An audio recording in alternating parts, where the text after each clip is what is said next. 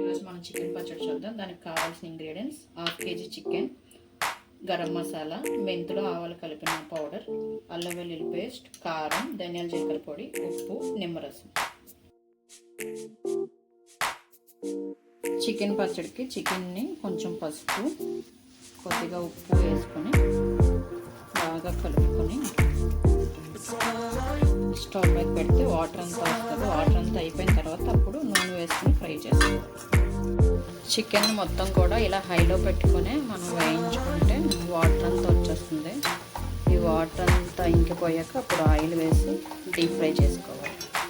చికెన్లో వాటర్ అంతా అయిపోయింది. దీన్ని ఇప్పుడు ఆయిల్లో వేసుకొని డీప్ ఫ్రై చేసుకోవాలి.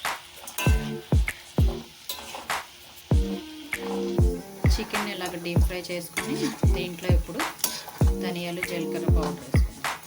ఇంట్లో ఇప్పుడు ధనియాల జీలకర్ర పౌడర్ ఒక 4 స్పూన్స్. ఇలా డీప్ ఫ్రై చేసినప్పుడు ఐరన్ కడాయి అయితేనే అంటుకోకుండా బాగా వస్తాయి. చికెన్ని ఇలా రెడ్ కలర్లోనే ఫ్రై చేసుకోవాలి. అప్పుడు ముక్క నిల్వ ఉంటుంది. నేను రెడ్ కలర్లో వేగిన దీంట్లో ఇప్పుడు అల్లం వెల్లుల్లి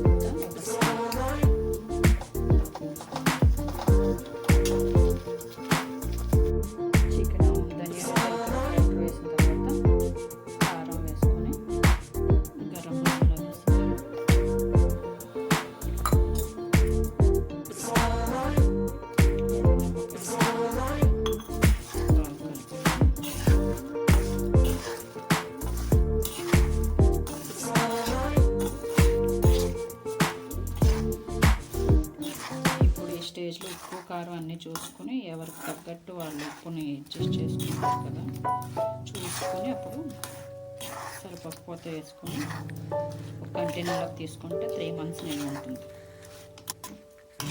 పచ్చని ఇలా గాజు సీసాలోకి, పచ్చని ఇలా గాజు జడీలోకి తీసుకొని మూత పెట్టుకుంటే 3 months నిల్వ ఉంటుంది.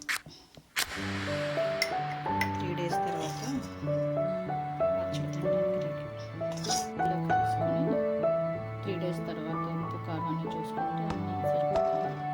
దీన్ని ఇలాగే స్టోర్ చేసుకోవాలి. ఇప్పుడు ఇలా ఉంది కదా, 3 days తర్వాత దీంట్లోకి ఇంకా నూనె ఊరుతుంది. తర్వాత చికెన్ ఆవకాయ ఈ రోజుకి 3 days అయింది. అన్నంలో వేసుకొని తిని టేస్ట్ ఎలా ఉంటుంది.